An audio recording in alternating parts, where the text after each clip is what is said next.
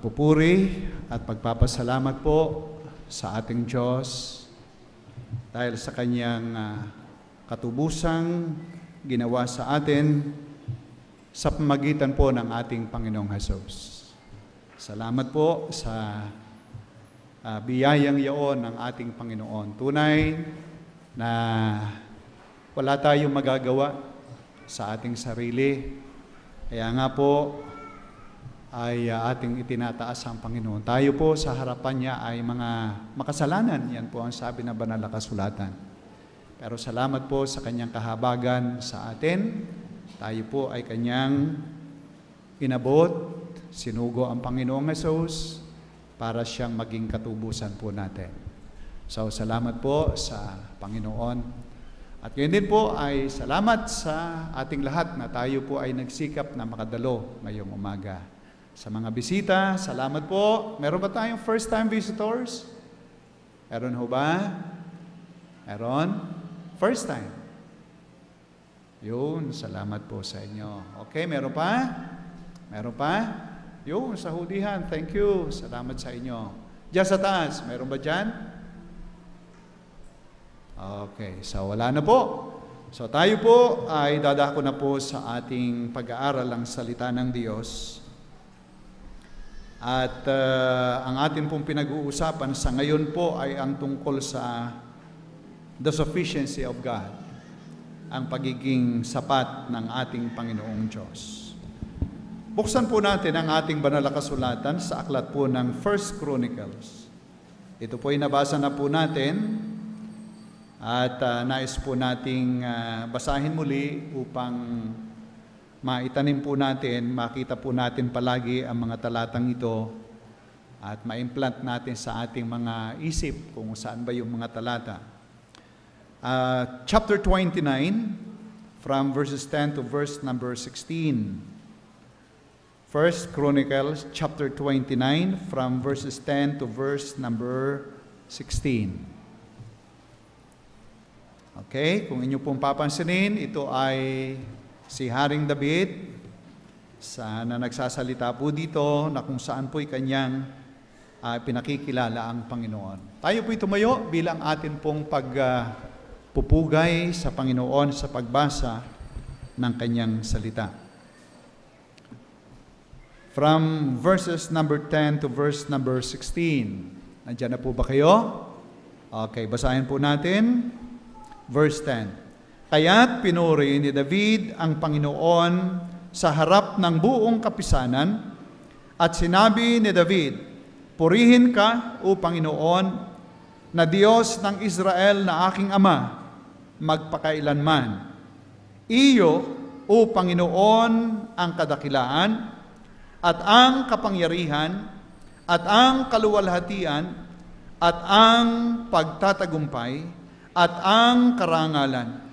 Sapagkat lahat ng nangasa langit at nangasa lupa ay iyo ang kaharian, O Panginoon, at ikaw ay nataas na Pangulo sa lahat.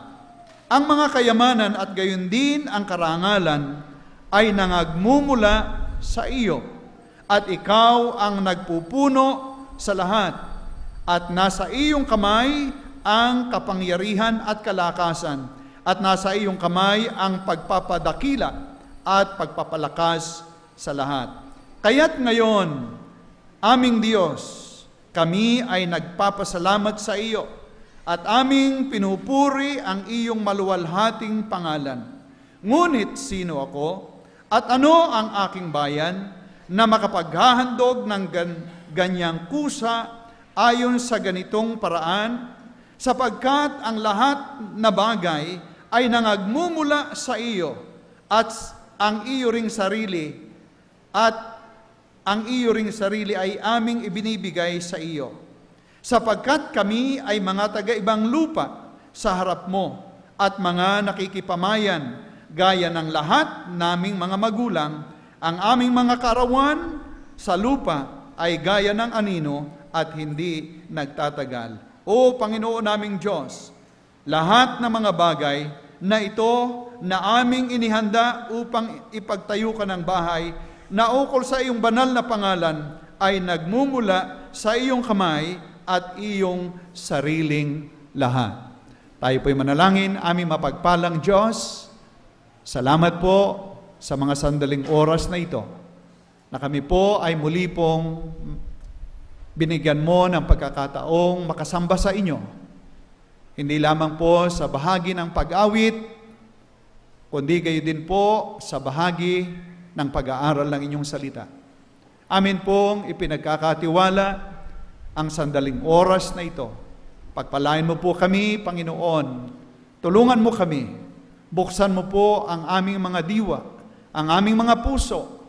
At nawa nga, Panginoong Diyos, ay makita po namin ang kadakilaan mo sa aming buhay. At may taas ka po namin sa aming buhay. Tutulungan mo po ang aming pag-aaral na ito, O Diyos. Tutulungan mo po ang inyong tagapagsalita. Kayo po ang magbibigay ng karunungan sa inyong tagapagsalita. At gayon din po naman kayo ang tutulong sa pakikinig ng bawat isa. Ama, ito po ay aming dalangin na may pagpapasalamat at inihingi po ang lahat sa dakilang pangalan ng inyong anak, ang Panginoong Jesus. Amen. Tayo po ay magsiupo. Well, katulad po ng ating naipahayag na at ginagawa, ang atin pong pinag-uusapan ngayon ay ang tungkol sa kasapatan ng Diyos, the sufficiency of God. At napakaganda po kanina ng ating pag-aaral sa Sunday School. At salamat sa Panginoon na tayo po'y nakapag-aaral ng Kanyang salita. Napakahalaga po ng salita ng Diyos sa ating buhay. Dito po tayo natuturuan, napapaalalahanan, nabibigyan po ng kamalayan tungkol sa kung sino ang Diyos, at gayon din po naman ay kung ano ang dapat na maging asal o gawin natin sa ating buhay sa harapan ng ating Panginoong Diyos. Salamat po sa Panginoon na ngayon po ay tayo nandito. Ngayon pong umaga, ang atin pong paksa sa bahagi nga po ng sufficiency of God ay ang pribilehiyo na maglingkod sa Diyos, the privilege to serve God. Yan po yung ating paksa ngayong umaga, ang pribilehiyo na maglingkod sa Diyos. Well, napakarami po ng mga tao sa ngayon ang wala po silang panahon sa Diyos. Kung kayo po ay pupunta sa mall, napakarami po ng mga taong nanduroon ngayon. In fact, ang marami sa kanila ay required sila na magbukas ng mga tindahan kahit araw ng linggo sapagkat sinasabi nilang ito yung malakas na panahon ng paghahanap buhay at nakikita nga po natin sapagkat naroon nga po ang mga tao ay di magkamayaw sa kanilang mga pagliliwaliw, pamimili. Ngunit wala po silang panahon na ibinibigay sa Panginoong Diyos. Marahil ay sapagkat iniisip nila na hindi dapat paglingkuran ang Panginoong Diyos. Sapagkat kung sila po ay naniniwalang dapat na paglingkuran ang Panginoong Diyos, ay magbibigay sila ng panahon para sa Diyos. Ngunit nakakalungkot po ang napakarami mga tao ay sadya pong nawawala ng panahon sa Panginoon. Sana tayo pong mga mananampalataya ay hindi dumating sa pagkakataon na wala na tayong panahon sa Diyos at sasabihin nating, wala na akong panahon sa Panginoon. Hindi na karapat-dapat paglingkuran ang Panginoon. Sana po ay hindi dumating sa ating buhay ang ganyang kaisipan. Sana po ay palaging nasa sa ating mga puso ang atin pong hanapin na mapaglingkuran ang atin pong Panginoong Diyos. Dito po sa ating binasang talata, mga kapatid, ay mapapansin po natin na ipinahayag ni David ang dahilan kung bakit isang pribilehiyo ang makapaglingkod sa Panginoong Diyos. So napakahalaga pong makita po natin na isang pribilehiyo ang makapaglingkod sa Diyos. Kung kayo po kanina ay nakinig ng Sunday School, ay inyo na pong nakikita na tunay na pribilehiyo po ang makapaglingkod sa ating Panginoong Diyos. Una pong bahagi, mga kapatid, ay nais ko pong makita po natin ang Diyos na kung saan tayo po ay privileged na makapaglingkod sa Kanya. Tingnan po natin sa ating banal na kasulatan kung paano po ito pinakilala. Dito po sa ating binasang talata, at muli po ay ating pansinin ang ating talatang binasa. Verse 10 to verse number 16. Ang sabi po ng ating talata, verse number 11 na po, Iyo, O Panginoon, ang kadakilaan. Yan po ang sabi ng talata. Sabi sa English, Thine, O Lord, is the greatness at ang kapangyarihan. Ang kadakilaan at kapangyarihan. And then nasabi po, at ang kaluwalhatian, at ang pagtatagumpay, at karangalan. Napakahalaga pong makita natin ang mga bagay na ito. And then nasabi po, sapagkat lahat ng nangasa langit at nasa lupa ay iyo. Iyo ang kaharian, O Panginoon, at ikaw ay nataas na Pangulo sa lahat. So nakikita po natin dito sa banal na kasulatan kung ano ang Diyos, kung paano ipinakikilala ang Diyos na sinasabing ating paglilingkuran. So sa Panginoon ang lahat. Walang hindi sa Panginoon, nasabi ng verse na ating binasa.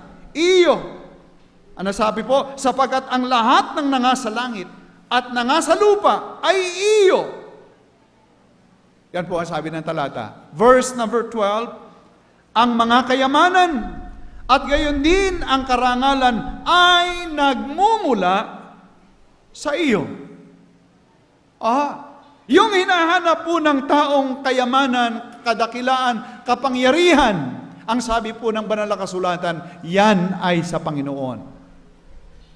Alam po niyo mga minamahal, napakahalaga pong nakikita natin, napapakinggan po natin ang pagpapahayag ng salita ng Diyos. Sapagkat minsan, ay nawawala sa ating kamalayan ang katotohanan kung sino ang ating Panginoong Diyos. At nawawala po yung ating concentration sa Kanya at yun pong ating damdamin na mapaglingkuran ng ating Panginoon. Iniisip natin, tayo ang marunong. Iniisip natin, tayo ang malakas. Iniisip natin na sa pamamagitan ng ating sarili, ating napapadakila ang ating sarili. Pero ang sabi po ng banal na kasulatan, ang lahat ng yan ay sa ating Panginoon. Ang lahat ng yan ay sa ating Panginoon. Sabi po ng 15 at 16, tingnan po natin, sapagkat kami ay mga taga-ibang lupa sa harap mo.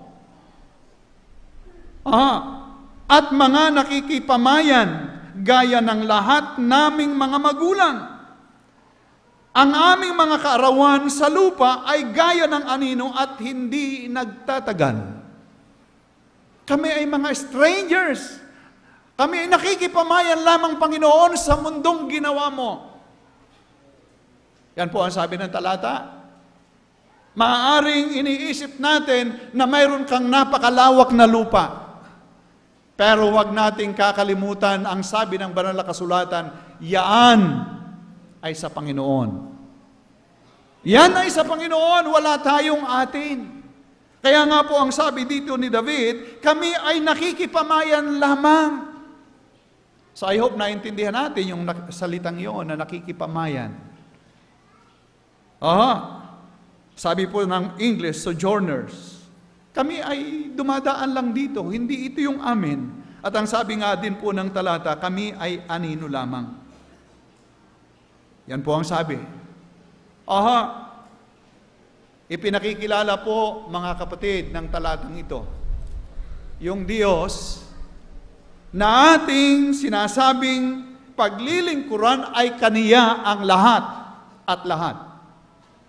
Wala kang iyo, wala akong akin, wala tayong atin, ang lahat ay sa ating Panginoong Diyos.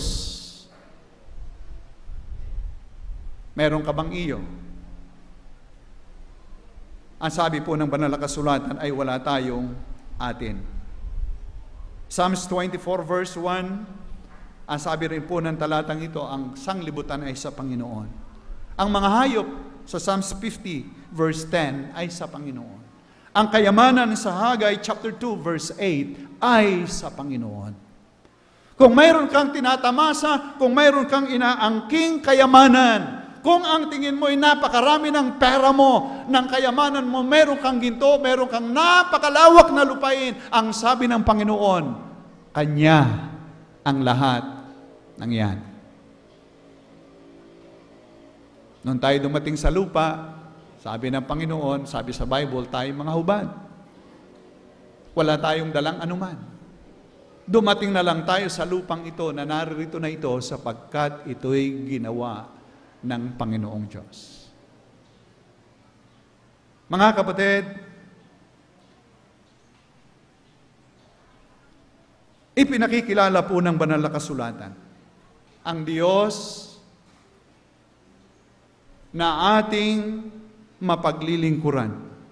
Ang Diyos na sinasabi po natin na isang pribilehiyo na maglingkod sa Kanya.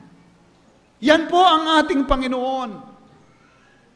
Kaya nga po kung ating titingnan sa katotohanan ng salitang ito ng ating Diyos, ay wala pong maikukumpara sa ating Diyos. Ano? Tayo mga tao ay natutuwang maglingkod kung kani-kanino. Lalo higit kung sa presidente, tayo tuwang-tuwa. Yung mga sikat sa lipunan, tuwang-tuwa tayong maglingkod sa kanila. Pero alam nyo, wala po tayong maihahambing sa ating dakilang Diyos. Wala tayong maihahambing sa dakilang Diyos. Siya po ang pinakamataas. Siya po ang pinakamarunong. Siya po ang pinakamayaman. Ang sabi nga po ng ating pag-aaral, supisyente po ang ating Panginoong Diyos sa lahat ng mga bagay na ito sapagkat ang lahat ng ito ay mula sa Kanya. Kaya po mga kapatid, isang dakilang bagay na makita natin na pribilehiyo ang paglingkuran ang ating Panginoong Diyos. Dito rin po sa ating binasang talata mga kapatid, ay ipinapahayag po ni David bilang isang pribilehiyo ang maglingkod sa Kanya. Ipinakikita po niya rito sa verse number 10, ang kanya pong pagpapasalamat sa Diyos. Ino po ang sabi ng verse number 10, kaya't pinuri ni David ang Panginoon sa harap ng buong kapisanan. At sinabi ni David, purihin ka o Panginoon na Diyos ng Israel na aking Ama magpakailanman. So mga kapatid, naririto po yung pribilehiyong kanyang ipaabot sa Panginoon, ang kanyang pagpapasalamat bilang isang pribilehiyo. Ang sabi niya, Panginoon, purihin ka. Kanya pong pinasalamatan ang Panginoong Diyos. Alam po niyo mga kapatid, napakarami pong mga bagay na atin pong dahilan na maipagpapasalamat sa Panginoon bilang isang pribilehiyo. Napakadakila po ng ginawa sa atin ng Panginoon. Inyo pong buksan sa Psalms 103 verses 1 to 5 ang ilang mga bagay na pagpapasalamat ni David sa Panginoong Diyos. Ang sabi po ng talata, purihin mo ang Panginoon o kaluluwa ko. Ang lahat na nangasa loob ko ay magsisipuri sa kanyang banal na pangalan. Purihin mo ang Panginoon o kaluluwa ko, at huwag mong kalimutan ang lahat niyang mabubuting gawa.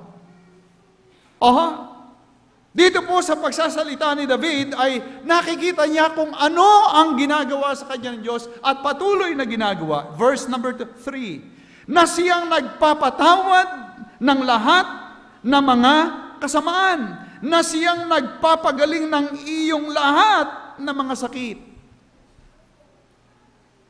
No? Yun po ang sabi ng ating talata. Yung mga karamdamang marahil ay naranasan ni David. Ang sabi niya, Lord, pinagaling mo ako. Verse number 4, na siyang tumutubos ng iyong buhay sa pagkapahamak, na siyang nagpuputong sa iyo ng kagandahang loob at malumanay na kaawaan. Yan po ang pagpapahayag ni David bilang kanya pong pagpupuri sa Panginoong Diyos na kanyang kinikilalang isang pribilehiyo. Nakita niya yung kabutihan ng Panginoong Diyos. Verse number 5, na siyang bumubusog sa iyong bibig ng mabuting bagay. Yung mga kinakain po natin, galing din po sa Diyos. Ang sabi ni David, Lord, ikaw ang bumubusog sa akin ng mabuting bagay. Kaya po kung ating titingnan, ang pangungusap na ito ni David ay isang pagpapahayag sa atin. Tayo rin po ba'y pinagpala ng Diyos? Yes. Tayo rin po ay pinagpala ng Panginoon. Tayo po'y nabubuhay sa ngayon dahil ng kabutihan ng Panginoon. Tayo po'y malakas dahil ng kabutihan ng Panginoon. Tayo po'y nakakatanggap ng kung ano-ano sa ating buhay dahil ng kabutihan ng Panginoon. Ang lahat ng yan ay sa Panginoon. Ang lahat ng yan ay sa Panginoon. Kaya po mga kapatid, nandirito nga po si David ay nagpapasalamat sa Diyos. Lord, salamat po sa lahat ng mga biyayang ito na inyong ibinigay sa akin. Napakarami pong kanyang binanggit. At bahagi ng kanya pong pagpapasalamat ay siya po ay naghanda sa Panginoon. Tingnan po natin muli. Bilang bahayag ng kanyang pagpapasalamat, siya po ay naghanda sa Panginoon. Ano po yung ating mapapansin dito? Kung inyo pong papansinin mula sa talatang 2, from verse number 2, nandito po si David ay naghanda sa Panginoon ng mga bagay para po doon sa kanyang pagpapagawa ng templo bilang kanyang pagpapasalamat. Basahin po natin, inyong pansinin.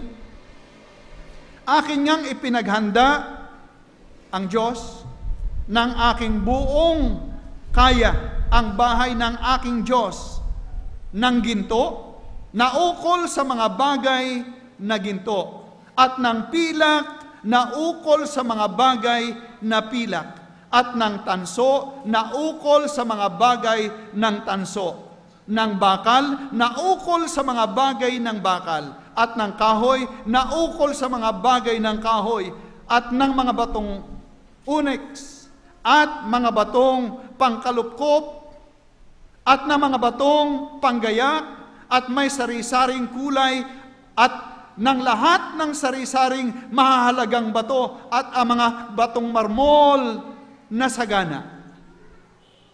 Yan po ang bahagi ng pagpapasalamat ni David sa isang Diyos na nagsasabing, akin ang lahat ng yan. Tingnan po nyo sa verse number 4.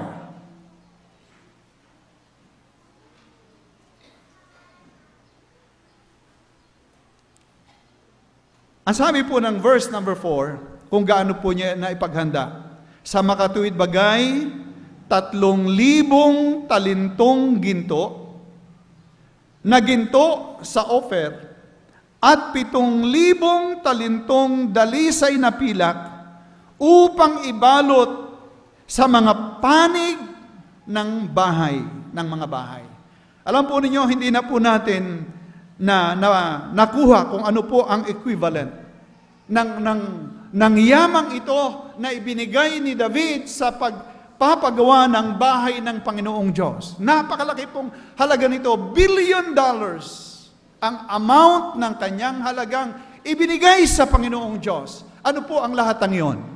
Ang lahat ng iyon ay bahagi ng kanyang pagpapasalamat. Bahagi ng kanyang pagpapasalamat. Ano ang kanyang pinapasalamatan? Kung inyo nga pong napansin, ang sabi po ni David, Panginoon, ang lahat ng ito ay iyo na aming ibinibigay sa iyo. Pansinin po natin ang sabi. Okay. Sabi po ng verse 14, ngunit sino ako at ano ang aking bayan na makapaghahandog ng ganyang kusa ayon sa ganitong paraan, sapagkat ang lahat ng bagay ay nagmumula sa iyo at iyong sarili ay aming ibinibigay sa iyo. Yung aming ibinibigay, iyo rin, Panginoon.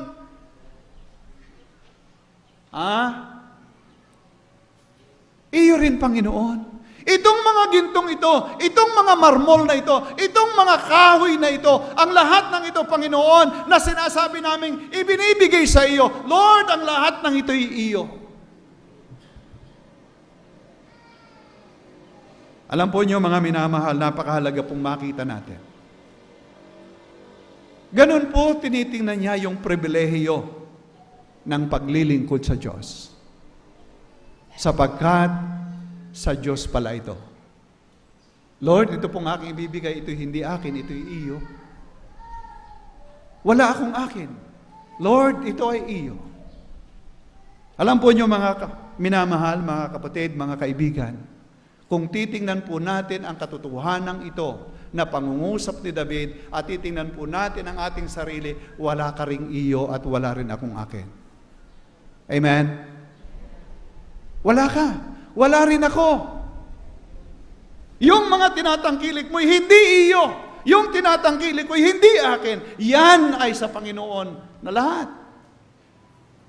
Kaya po naman, naroon sa puso ni David, naroon sa kanyang kaisipan, Lord, isang pribilehiyong mapaglingkuran ka. Iyong lahat ng ito. Iyo ang lahat ng ito. Well, mga kapatid, sana po'y nakikita natin ang bagay na yan. Sa atin pong panahon sa ngayon, ay dapat din pong makita natin ang ganitong kamalayan na tayo po ay makapaglingkod sa ating Panginoong Diyos. Na ito nga pong Diyos na ito ay supisyente. Ang Diyos na ito ay supisyente.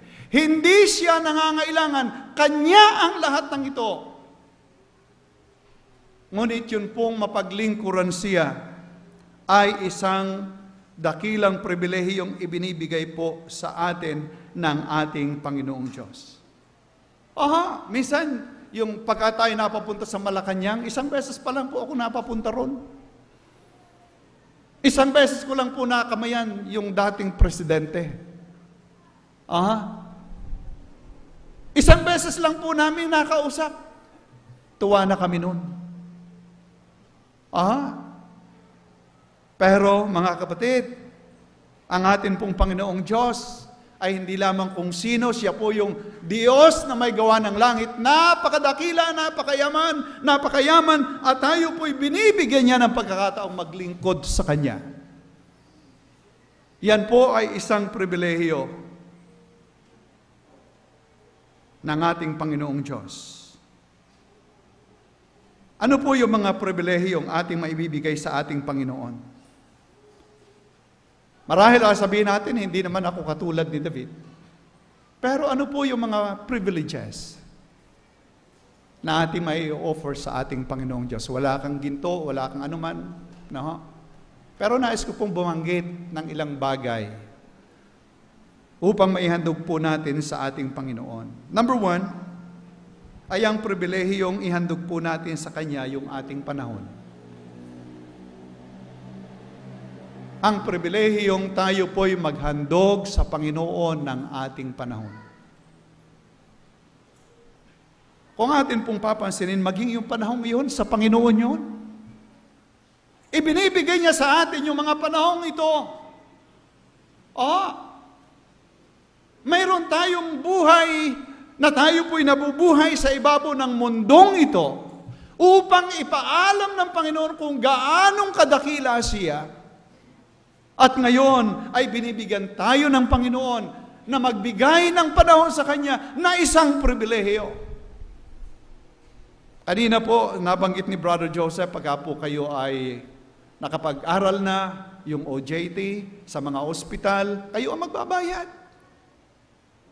No? Para lang magkaroon siya ng pagkakataong makapaglingkod para sa pag darating na panahon ay magamit niya yung kanyang pinag-aralan. Sila'y ganun ang ginagawa. Much more sa atin, mga kapatid.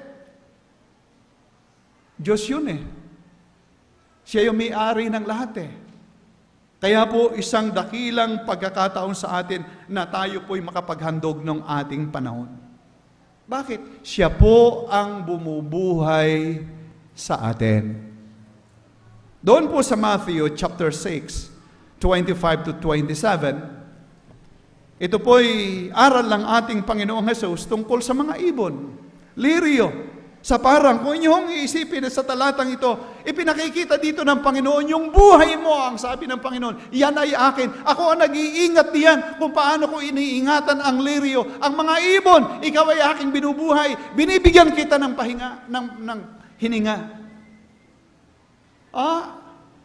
Kaya po, napakasarap na isipin yung pribilehiyong maglingkod sa Kanya sa pamamagitan ng atin pong panahon. Ang Kanyang ibinibigay sa atin. Minsan po, hindi natin nakikita yan. Buhay ka dahil lang Panginoon. Sabi nga ng ating talatang binasa, anino ka lang? Nakikita ba natin yun? Anino ka lang? Ang Panginoon ang talagang nagbubuhay sa iyo kung bakit ka mayroong anino ngayon.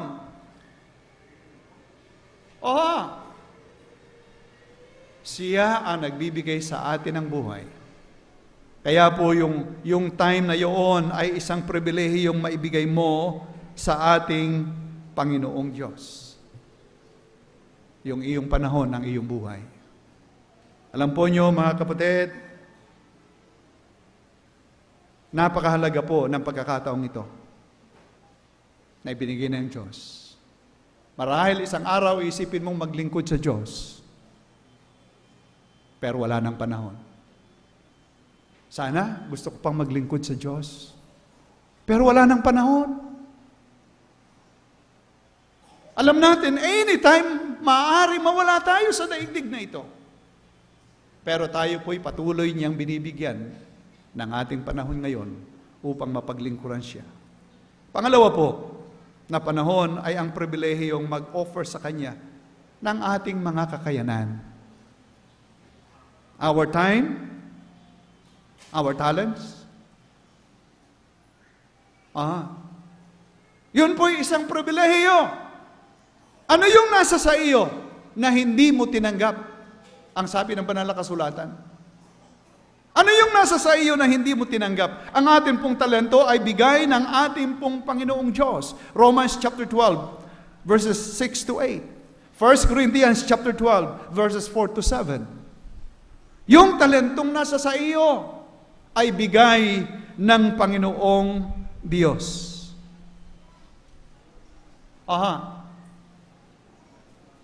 Anong alaman mo? Anong nagagawa mo? Lahat ng yan ay mula sa ating Panginoon. No? Marunong ka sa ganito, marunong ka sa ganito, yan ay kaloob sa iyo ng Panginoon. Merong magaling umawit, pero merong hindi. Merong magaling sa math, meron namang hindi. Pero ang katotohanan, ang lahat ng yan, ay ibinigay ng Diyos sa iyo upang iyong mapakinabangan. Higit sa lahat ay iyong maipaglingkod sa Panginoong Diyos. Bakit nga ba ikaw merong talento? Bakit ka nga ba binigyan ng Panginoon ng kakayanang ito? Alam niyo mga kapatid, ang sabi po ng John 15 verse number 16, alam na alam natin yan. Tayo ay kanyang hinirang. Hindi tayo ang humirang sa Kanya upang paglingkuran natin ang ating Diyos. Amen? Kaya po yung talentong yun, may kanya-kanya tayong gift na tinanggap sa Panginoon. Ang unang-unang dapat makinabang niyan ay ang ating Panginoong Diyos. Mga kapatid. Pero ang tanong, saan natin inuubos ang ating lakas at buhay ngayon?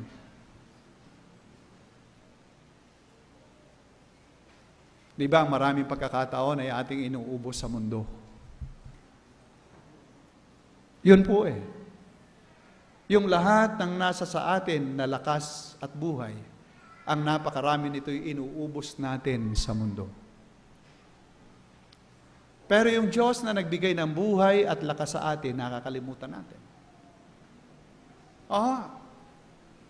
Pero ngayon pong umagay atin pong ipinapaunawa itong Diyos na ito, hindi ka kailangan ng Diyos Hindi tayo kailangan Kanya na nga yung lahat ng yan. Sufficiente nga siya sa lahat ng mga bagay. Pero binuhay tayo, pinalakas tayo, binigyan tayo ng kaalaman, ng karunungan upang yung mga pagkakataong iyon ay ating magawa naman para sa ating Panginoon Diyos. Naniniwala po ba kayo? Yes. Biyaya po sa atin ng ating Panginoon Diyos ang mga bagay niya. Yung talento natin. No? Kaya nga po, yung sa 6 days na tayo po'y naglilingkod sa mundo, pagdating sa araw ng linggo, dapat iniisip natin, ano ba yung magagawa ko para sa Panginoon?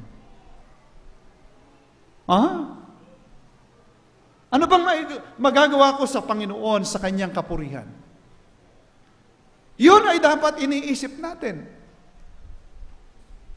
Alam po niyo, isang bagay na nakalulungkot, nalilisan tayo sa mundong ito na pag ating inanalyze ang ating buhay, mawawala na lang tayo yung Diyos na napakadakila na nagbigay sa atin ng lahat ng ito, ng karangalan at ng kalakasan upang mapaglingkuran natin ay ating makikitang wala na akong panahon, wala na akong lakas sapagkat naubos ko na sa mundong ito. Yun po ang isang malungkot na bagay.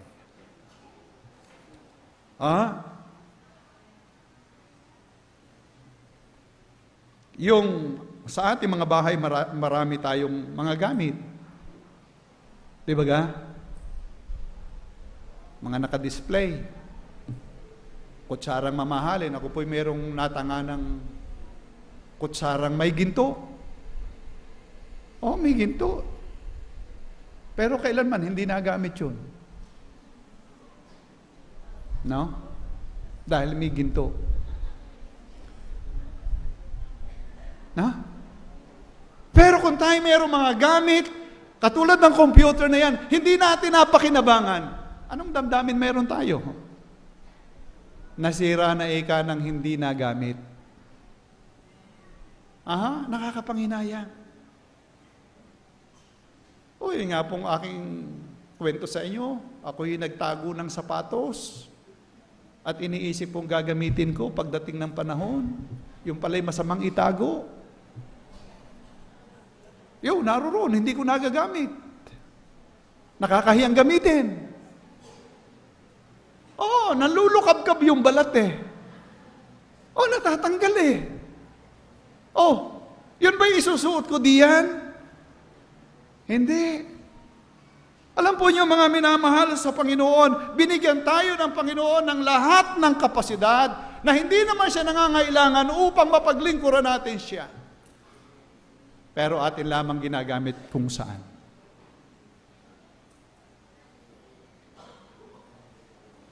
Napakaganda po na siya ating mabigyan ng pribilehiyong paglingkuran maging sa ating mga talento. Pangatlo po, ay napakagandang mapaglingkuran po natin ang ating Panginoong Diyos sa pamamagitan ng ating mga treasures. Katulad ni David. Napakaganda. Tanong, meron ka ba na iyo? Ang sabi nga ng Bible, wala Hindi nga yan iyo Ay bakit mo iniiyo?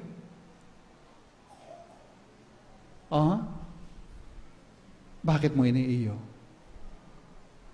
Mga kapatid, napakasarap pong isipin yung mga binanggit ni David. Hindi po naman ito akin, Panginoon. Ito iyong lahat eh. Wala ako rito. Ibinibigay ko sa iyo. Pero hindi ito akin. Ito ay iyo.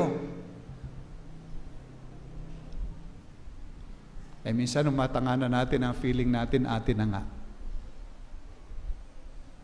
Pero ang bagay na ipinagkatiwala sa atin ng Panginoon para ma-practice mo yung pribilehiyong ibinigay sa iyo ng Diyos. Napakaganda pong makita ang ganun. Pero man yun, kayo kagaling umawit. Hanggang kayo namatay, hindi na kayo nakaawit.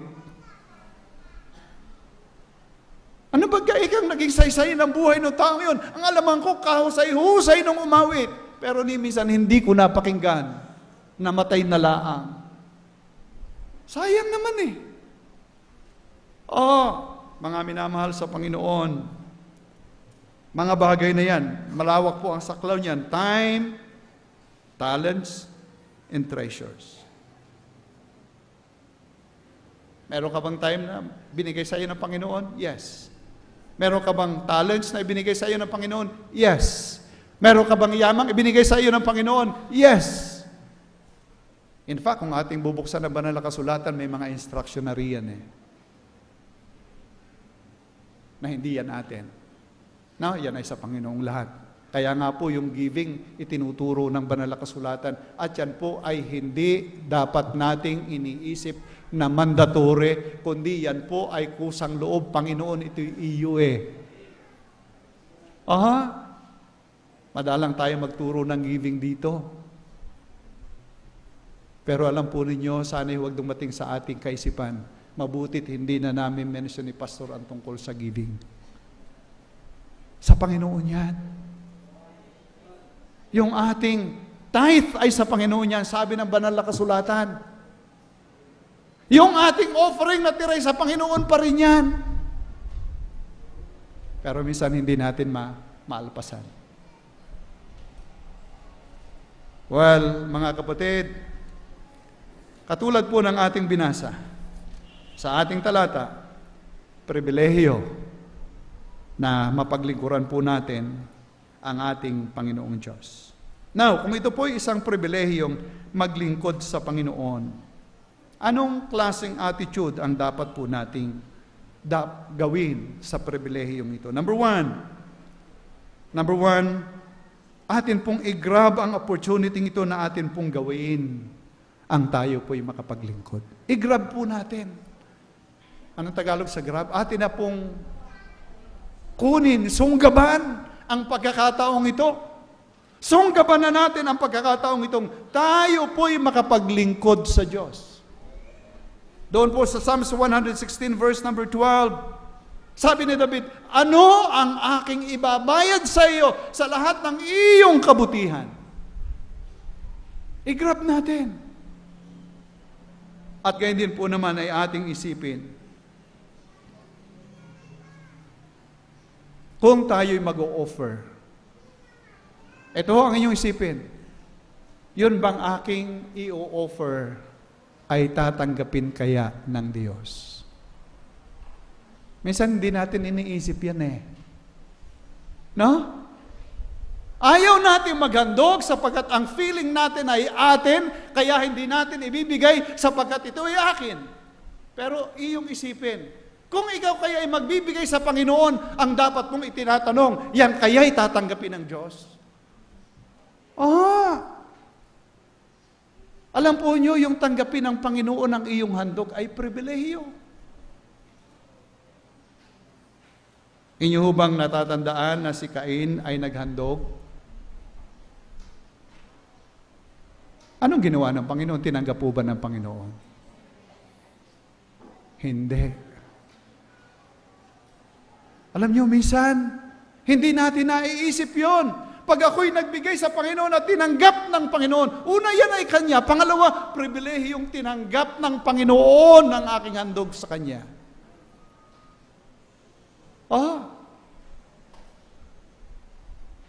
No?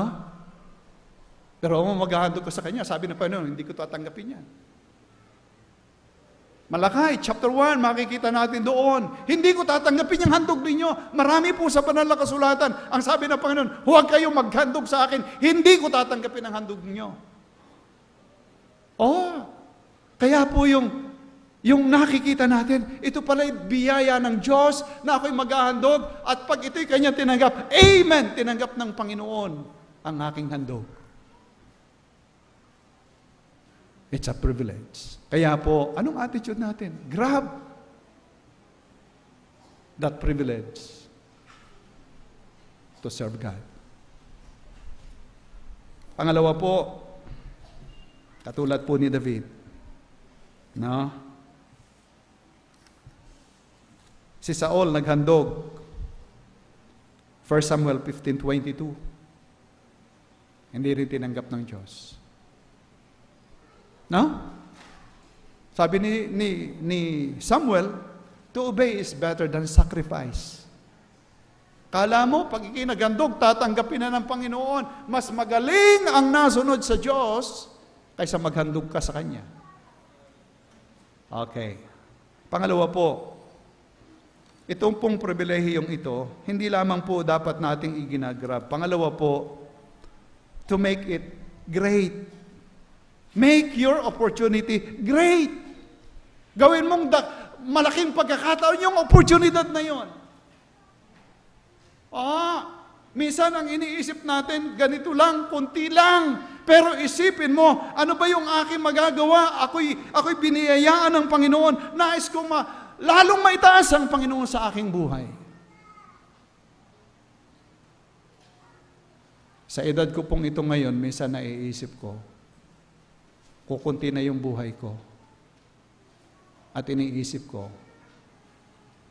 ano kaya yung maibibigay ko pa sa Panginoon? Na? Sabi ko nga sa aking misis, parang yatang ako'y makatatapos ng, Ako yata'y gagraduate ng hindi nakatapos. Ang tinutukoy ko po, ang dami kong iniisip para sa Panginoon eh.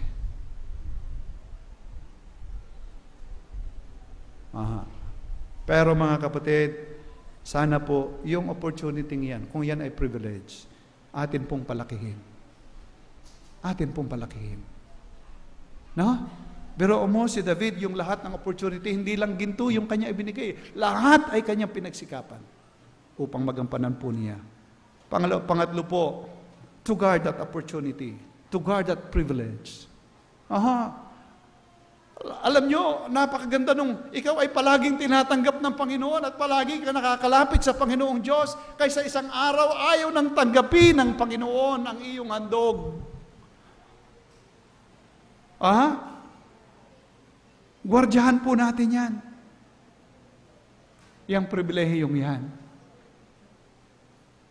No? Kung ikaw ay umaawit, palagi kang umawit para sa Panginoon. Huwag mong ipagdamot. No? Kung ikaw ay pinagpapala ng Panginoon, palagi mo siyang alalahanin sa mga handog na ibinibigay sa iyo ng Panginoon. Baka isang araw kunin na ng Panginoon yan. Pwede yun eh. Pwede yun. Yung dinaanan ng tsunami. 250 milyon na mga tao.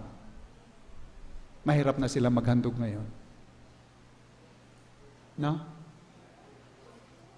Pero habang may kaya pa, habang may lakas pa, maghandog tayo sa Panginoon. Number 4, make it grounded. Kumbaga matibay, matatag. No, rooted, yun ang ibig nating sabihin. Talagang nakabaon yung opportunity yun na hindi natin pababayaan ang pribilehiyo ng paglilingkod sa Panginoon.